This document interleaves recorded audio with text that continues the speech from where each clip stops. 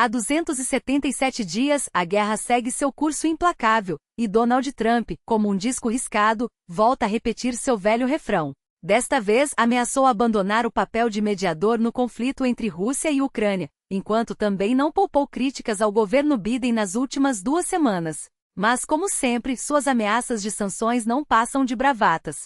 O que ele realmente busca é forçar Zelensky a sentar à mesa de negociações, numa tentativa desesperada de marcar pontos políticos. Só que a realidade é clara, essa estratégia não vai funcionar. Moscou continua a desdenhar as iniciativas do presidente americano, deixando claro que não há qualquer plano para um encontro entre Putin e Zelensky. A pergunta que não quer calar é: o que fazer diante desse impasse? Ninguém parece ter a resposta. Enquanto isso, a ofensiva ucraniana contra a infraestrutura petrolífera russa segue a todo vapor. Novos incêndios atingiram terminais de petróleo, interrompendo o fluxo de combustível que abastece até mesmo os mercados europeus. Em Rostov, o fogo não dá trégua e em Volgogrado, um incêndio durante reparos após um ataque ucraniano só piorou a situação. Os especialistas alertam: a crise dos combustíveis está apenas começando, e o pior ainda está por vir. No fronte militar, as forças ucranianas avançam no sul da região de Donetsk, recuperando posições estratégicas nos últimos dias. Do outro lado, os militares russos reclamam de escassez de recursos e exigem o envio de mais equipamentos, enquanto enfrentam processos por desacreditar as forças armadas. Ou será que a verdade inconveniente sobre corrupção e incompetência é o que realmente incomoda? Afinal, não faz muito tempo que o Kremlin perseguia opositores por expor essas mesmas falhas. Para ficar por dentro de todas essas atualizações e muito mais, apoie nosso trabalho com um like, um comentário ou assinando o canal. Seu engajamento é essencial, especialmente para o algoritmo do YouTube, que valoriza cada nova inscrição. Se quiser contribuir financeiramente, acesse nosso Patreon, disponível na descrição, ou adquira o NVPN, um serviço de VPN confiável que permite contornar bloqueios, acessar redes sociais como Twitter e Telegram com velocidade estável, fazer chamadas e até acessar sites restritos. Hoje, viver sem uma VPN de qualidade é quase impensável, e ao escolher o NVPN, você ainda apoia nosso canal. A compra ainda é legal na Rússia, então não perca tempo. Quanto à promessa de Trump de mediar o conflito, sua determinação durou pouco. Em um evento recente na Casa Branca, ele voltou a repetir seu discurso batido, que já cansou até os mais pacientes. Quando questionado sobre o ataque ucraniano a uma fábrica americana em Mukachevo, que produzia máquinas de café, Trump respondeu com seu estilo evasivo: "Não estou feliz com nada do que está acontecendo nessa guerra. Em 2 semanas saberemos para onde isso vai. Seria bom se eu pudesse ficar satisfeito", completou, sugerindo que gostaria de se encontrar com ambos os líderes.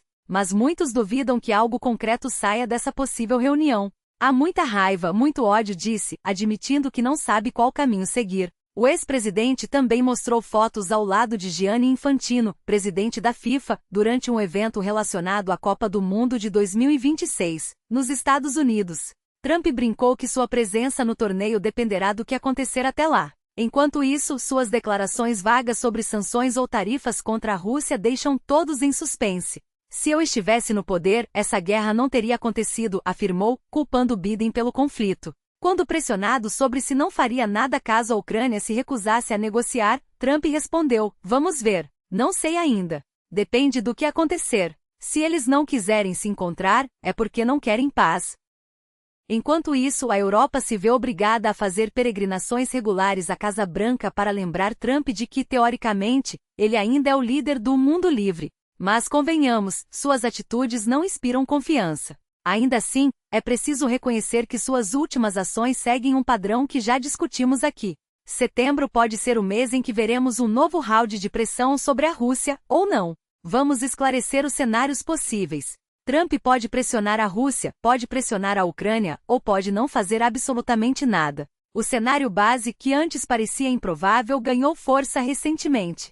Quando Trump assumiu o cargo pela primeira vez, seu plano era cortar completamente o apoio à Ucrânia e, na prática, ajudar Putin a vencer. Ele já interrompeu a ajuda militar 4 vezes. Não se pode dizer que ele tenha abandonado essa estratégia, mas também não houve novos pacotes de assistência, o que já representa um enfraquecimento significativo em relação ao governo anterior, que foi o maior doador da Ucrânia. Em qualquer situação, Trump continua sendo um político desprezível. Por outro lado, o pior cenário. como o fechamento do Starlink, a interrupção da venda de armas ou um abandono total da Ucrânia, ainda não se concretizou. Estamos, portanto, em um meio-termo. Trump mantém um apoio limitado à Ucrânia, sem pressionar Zelensky, mas também sem oferecer garantias. Após o encontro no Alasca, muitos temiam que ele passasse a exigir concessões de Kiev, mas, surpreendentemente, isso não aconteceu. Alguns acreditavam que ele tentaria pressionar Putin, mas essa hipótese também não se confirmou.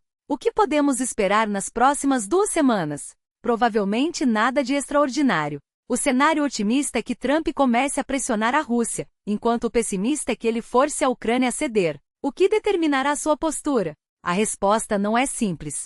Trump não age com base em lógica, mas sim em emoções e na imagem que forma dos outros. Até agora, a Rússia tem feito de tudo para pintá-lo como um líder fraco e ineficaz, o que ironicamente pode acabar empurrando-o para uma postura mais dura. Putin, com suas provocações como o incidente no Alasca, só reforça essa dinâmica.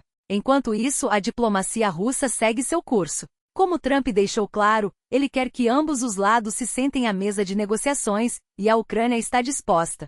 Mas a Rússia nos últimos dias vem deixando claro que não tem interesse em dialogar. Para entender isso, não é preciso esperar 2 semanas, mas talvez Trump precise. O ministro das Relações Exteriores, Sergei Lavrov, já deu sinais suficientes. E em mais uma aparição pública, Lavrov não deixou dúvidas. As posições de Putin e Zelensky estão tão distantes que qualquer encontro entre eles, neste momento, seria um exercício de futilidade.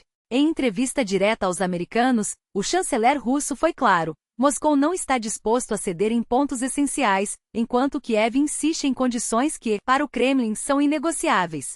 Entre elas, a recusa em discutir a neutralidade da Ucrânia, leia-se a não adesão à OTAN, e a questão territorial, que Zelensky trata como linha vermelha. Lavrov não poupou palavras. Como dialogar com um líder que, além de rejeitar o idioma russo, parece não compreender a realidade geopolítica que o cerca? A mensagem foi direta, quase didática. Não há encontro marcado nem a previsão para que aconteça. E, em um gesto calculado, o ministro escolheu o tom certo para o público ocidental, evitando o discurso agressivo em russo, mas mantendo a essência da narrativa russa. A Ucrânia, sob seu atual governo, é um regime russofóbico, incapaz de enxergar além de suas próprias ilusões. A estratégia é clara. Enquanto Trump pressiona por negociações, Moscou joga para ganhar tempo, testando os limites da paciência americana. Aqui, o jogo de xadrez se torna ainda mais complexo. Trump, com sua retórica de paz a qualquer custo, tenta forçar um acordo, mas as peças não se movem como ele espera. A Rússia, por sua vez, sabe que precisa evitar um confronto direto com Washington, mas não está disposta a ceder em nada que considere vital para seus interesses. O resultado? Um impasse que beneficia apenas um lado, aquele que não tem pressa. E Putin, como sempre, é mestre nisso.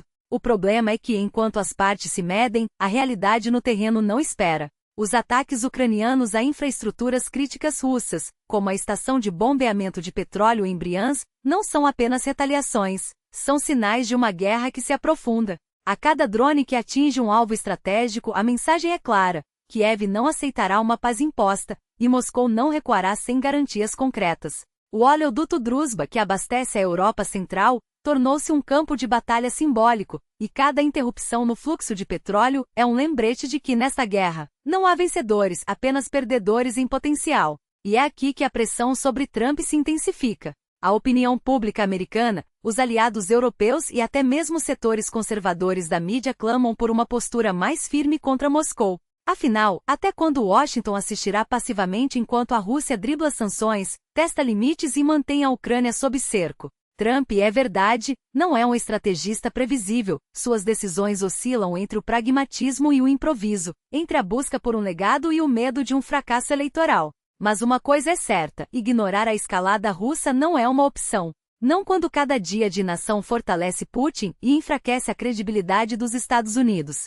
A questão, no fim das contas, não é se Trump agirá, mas quando e como. As provocações russas, como o recente ataque a infraestruturas energéticas, não podem ser respondidas apenas com palavras. E se há uma lição que a história ensina, é que apaziguar um adversário determinado só adia o confronto, nunca o evita. A Hungria, aliás, já deu seu recado. Em uma referência velada ao passado soviético, o governo de Orbán usou o slogan "Russos, vão para casa", um lembrete de que, mesmo entre aliados de Moscou, a paciência tem limites.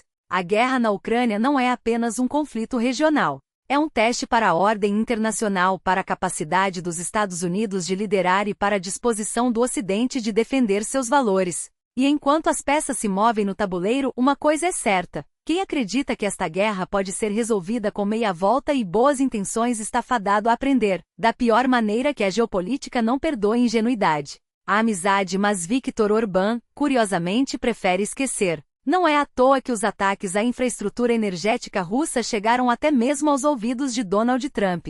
Em uma troca de mensagens revelada pelo próprio primeiro-ministro húngaro, Trump teria respondido à queixa de Orbán com um bilhete escrito à mão. Não estou feliz em ouvir isso, Viktor. Estou muito zangado com isso. Diga à Eslováquia que você é meu grande amigo. A resposta divulgada por Sijar Tortó sugere que, por enquanto, a indignação de Trump pode se limitar a palavras, mas o fato de o assunto ter vazado para a esfera pública já é um sinal de que a pressão está aumentando. E enquanto Moscou acerta alvos em território ucraniano, como a fábrica americana em Mukachevo, na Transcarpátia, onde vivem comunidades húngaras, Orbán opta pelo silêncio. Nenhuma palavra de protesto a Trump, nenhuma condenação pública. Coincidência? Dificilmente. Afinal, os ataques ucranianos à infraestrutura petrolífera russa não são apenas golpes táticos, são uma estratégia calculada que já começa a dar frutos. Os resultados estão aí, visíveis para quem quiser ver. As refinarias russas, antes blindadas por considerações políticas, agora ardem em chamas. E o impacto não se limita às linhas de frente. A escassez de combustível na Rússia já é uma realidade, com preços batendo recordes históricos. O litro da gasolina, que em agosto de 2023 parecia caro, hoje atinge patamares impensáveis. 702,633 rublos por tonelada para a gasolina comum, um salto de 21% em um único dia. A Premium não fica atrás, com alta de 11%, chegando a 81.340,2 rublos. Especialistas são unânimes: não há reservas suficientes para compensar as paradas não planejadas das refinarias. E quando a produção cai quase 10%, o mercado entra em pânico. Mas o problema vai além dos postos de gasolina. O combustível é o sangue da economia, e quando ele falta, tudo para. As mercadorias não se teletransportam, os caminhões não andam sozinhos. Se a inflação já era uma preocupação, agora ela ganha um novo vetor: o colapso logístico. E quando a logística falha, até os produtos mais básicos desaparecem das prateleiras. Os analistas já alertam: o outono russo pode ser o momento em que todas as crises, econômica, energética, militar, convergirão em um único ponto de ruptura. Enquanto isso, na Crimeia ocupada, as forças armadas da Ucrânia continuam a desmantelar a máquina de guerra russa. Um ataque preciso ao ponto de apoio naval em Saki, no oeste da península, deixou claro que nenhum alvo está fora de alcance. O chamado governador da Crimeia ocupada, Sergei Aksionov, tentou minimizar o ocorrido, chamando-o de exercício mal-sucedido. Mas as imagens de satélite não mentem: onde antes havia instalações militares, agora só restam cicatrizes de fogo. E se Moscou insiste em chamar de treinamento o que é, na verdade, uma derrota, é porque já não tem mais argumentos para justificar suas perdas. A guerra não se ganha apenas com drones e mísseis. Ela se vence com resistência, com estratégia, e acima de tudo, com a convicção de que cada golpe dado no inimigo é um passo a mais rumo à vitória. Por isso não podemos nos dar ao luxo de baixar a guarda. Cada doação, cada campanha de arrecadação, cada gesto de apoio à Ucrânia é uma bala no arsenal da liberdade. Hoje fechamos mais um ciclo de ajuda à 110ª Brigada Mecanizada, mas a luta não para. Ainda há equipamentos a serem comprados, vidas a serem salvas, territórios a serem defendidos. E enquanto o mundo assiste, é nosso dever lembrar: esta não é apenas a guerra da Ucrânia. É a guerra de todos aqueles que acreditam que a soberania não se negocia, que a agressão não pode ser recompensada e que a paz só será possível quando o último invasor for expulso. Então, se você ainda não contribuiu, faça sua parte. Porque no fim, a história não perdoará aqueles que ficaram de braços cruzados enquanto a tirania avançava. E a Ucrânia, hoje, é a linha de frente dessa batalha, em escombros. E os resultados falam por si. As Forças Armadas da Ucrânia confirmaram um ponto de comando avançado e a plataforma aérea Mahajer, 6, baseados no aeródromo de Chersonesus, em Sebastopol, foram destruídos. Esses sistemas, modificações russas dos drones iranianos Shahed e Mohajer, eram usados para monitorar a situação no Mar Negro, coordenar ataques e direcionar mísseis. Agora, pelo menos por um tempo, não voarão mais. Enquanto isso, em Constantinivka, um ataque russo deixou um civil ferido e danificou casas, lojas, a estação de correios e o gasoduto da cidade. A distribuição de gás foi interrompida, e imagens divulgadas em canais pró-Kremlin mostram o que alegam ser o impacto de uma bomba FAB sobre um prédio residencial, mais um nome na lista de cidades que Moscou liberta, reduzindo a escombros.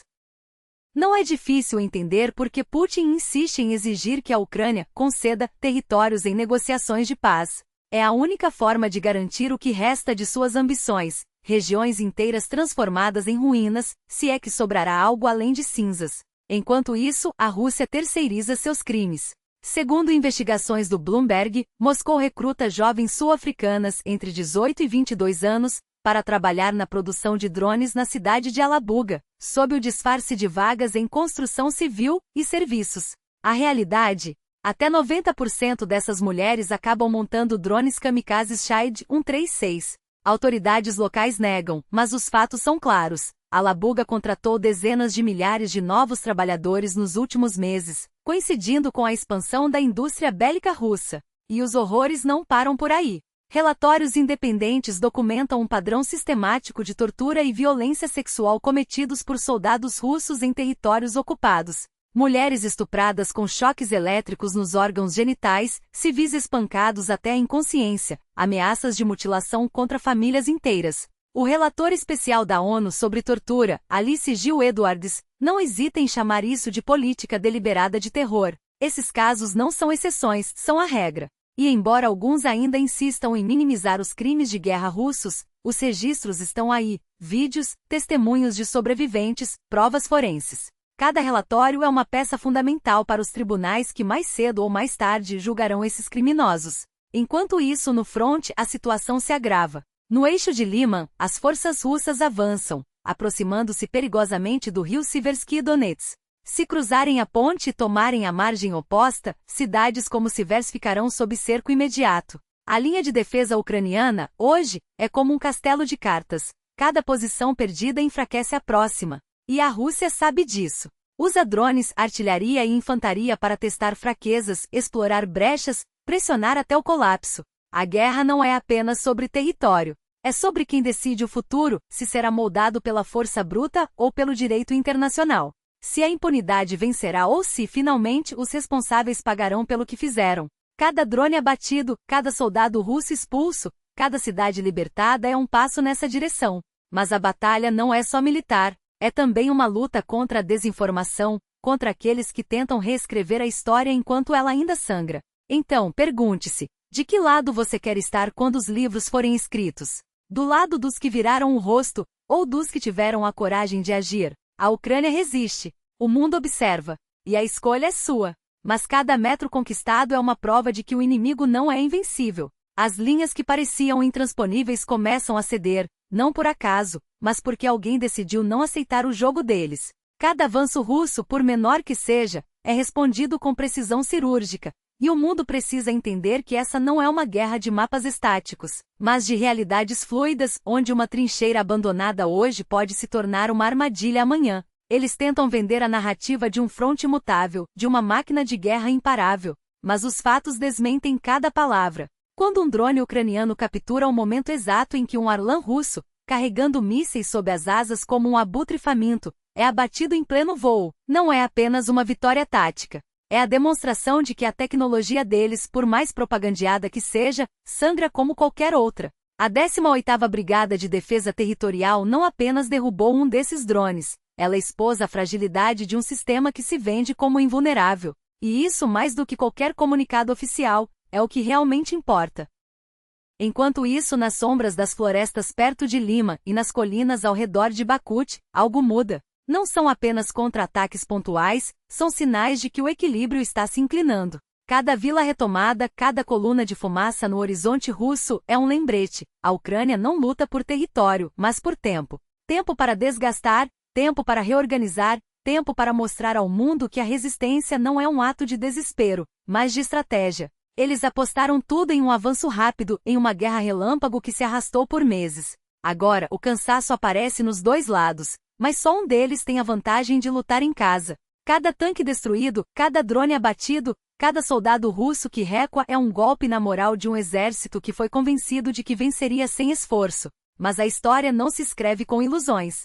Ela se escreve com sangue, com decisões difíceis e com a coragem de quem se recusa a baixar a cabeça. A Rússia ainda acredita que pode ditar os termos da paz. Mas paz não se impõe, se conquista. E cada dia que passa, cada metro que suas tropas não avançam, é uma vitória silenciosa para aqueles que sabem que a verdadeira força não está em ocupar, mas em resistir. O fronte pode parecer o mesmo nos mapas, mas no chão, onde as balas ainda voam, a realidade é outra. E essa realidade está dizendo uma coisa clara: eles não vão passar. O mundo precisa escolher: fingir que não vê, ou agir antes que seja tarde demais.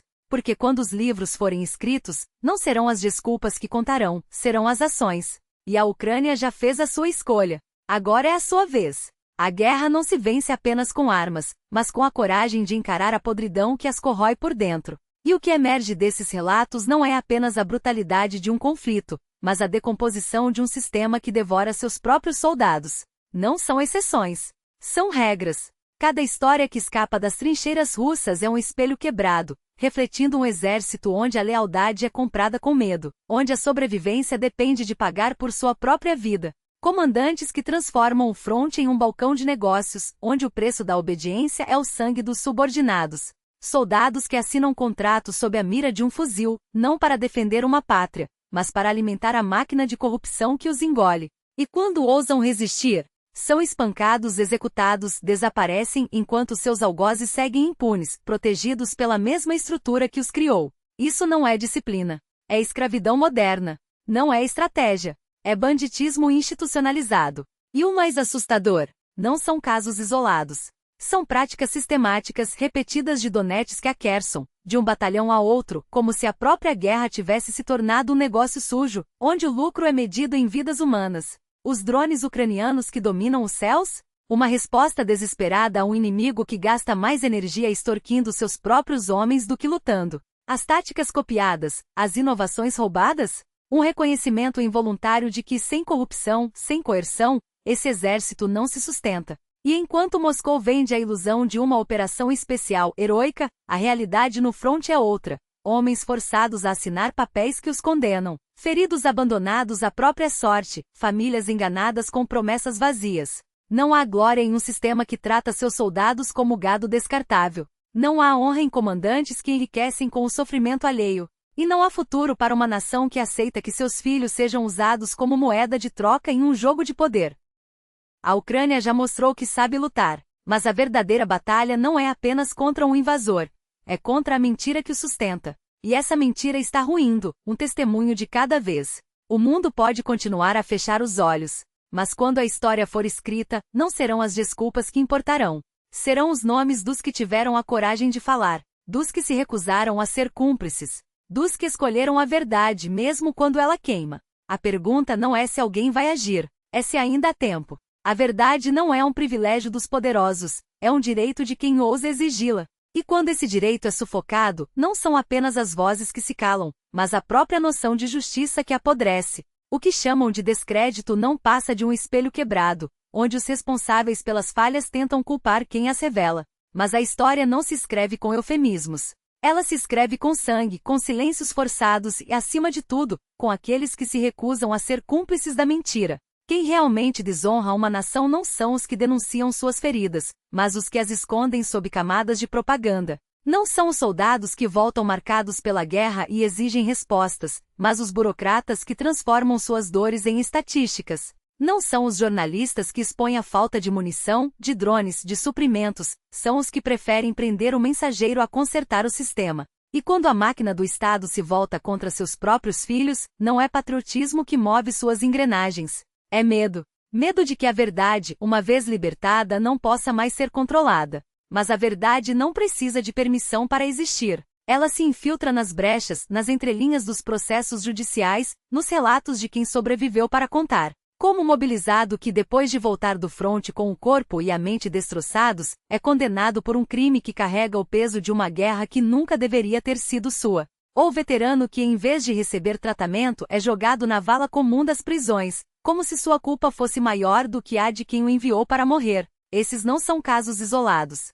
São sintomas de um sistema que devora seus próprios soldados, primeiro no campo de batalha, depois nos tribunais. E o que dizer daqueles que, de braços cruzados, assistem a essa farsa e ainda têm a audácia de apontar o dedo para quem ousa questionar? São os mesmos que anos atrás aplaudiam a perseguição aos que hoje defendem. Os mesmos que, quando a maré vira, trocam de discurso como quem troca de camisa. Mas a coerência não se negocia. Ou se está do lado da verdade, mesmo quando ela incomoda, ou se está do lado do poder, mesmo quando ele destrói. Não há meio termo quando vidas estão em jogo. A guerra não é um jogo de palavras. Não é um debate de estúdios, onde se escolhe o que mostrar e o que esconder. É suor, é lama, é o cheiro de pólvora misturado ao de carne queimada. E quando um país envia seus filhos para morrer sem propósito, não são os críticos que traem a pátria. São os que silenciam diante do absurdo. Porque uma nação que não protege seus soldados não merece ser chamada de nação. Uma sociedade que vira as costas para seus feridos não tem moral para julgar ninguém. O tempo das desculpas acabou. Agora só resta escolher, ficar do lado daqueles que lutam, não apenas com armas, mas com a coragem de dizer não, ou ser lembrado como mais um nome na lista dos que viraram as costas quando mais importava. A história não perdoa os indiferentes. E ela já está sendo escrita, com ou sem você. Eis a verdade nua e crua, não há desculpa que lave o sangue de uma criança. Não há justificativa que apague o horror de um monstro que, depois de ser treinado para matar, volta para casa e usa as mesmas mãos ensanguentadas para destruir vidas inocentes. O caso de Ruslan Shingerei não é um acidente, é a consequência lógica de um sistema que transforma homens em armas e depois os joga de volta à sociedade sem freios, sem remorso, sem humanidade. Eles foram ensinados a obedecer cegamente, a não questionar, a ver o inimigo em cada rosto. Mas quando voltam, quem é o inimigo? A menina de 8 anos que voltava do mercado? O vizinho que não abaixou a cabeça rápido o suficiente? A lei que deveria protegê-los, mas prefere varrer os monstros para debaixo do tapete em nome de uma glória que ninguém pediu? Não se enganem, esses homens não são vítimas. São bombas relógio com licença para matar, e agora, com a farda pendurada no armário, usam essa licença contra os mais fracos. A mídia estatal, sempre tão ágil em glorificar heróis de guerra, silencia quando esses mesmos heróis se tornam estupradores, assassinos e sádicos. Por quê? Porque admitir a verdade seria admitir que o Estado falhou, que as guerras não criam heróis, criam predadores, que cada contrato assinado com o exército é um cheque em branco para a violência, e quando o cheque volta, não há mais ninguém para cobrar. Enquanto isso, as ruas ficam mais perigosas, as famílias mais assustadas, e a única certeza é que ninguém, nem a polícia, nem o governo, nem os patriotas de plantão, vai mover um dedo para impedir o próximo crime. Então, o que resta? Ficar parado, esperando que a próxima vítima não seja alguém que você ama? Ou finalmente abrir os olhos e entender que a verdadeira batalha não é lá fora, nas trincheiras de uma guerra distante, mas aqui, onde esses homens andam livremente, onde as crianças brincam sem saber que o perigo pode estar a uma esquina de distância? A escolha é simples, ou você age agora, ou será cúmplice depois. Porque quando a justiça falha, quando o Estado vira as costas, a única coisa que sobra é a responsabilidade de cada um. E essa responsabilidade não tem prazo de validade.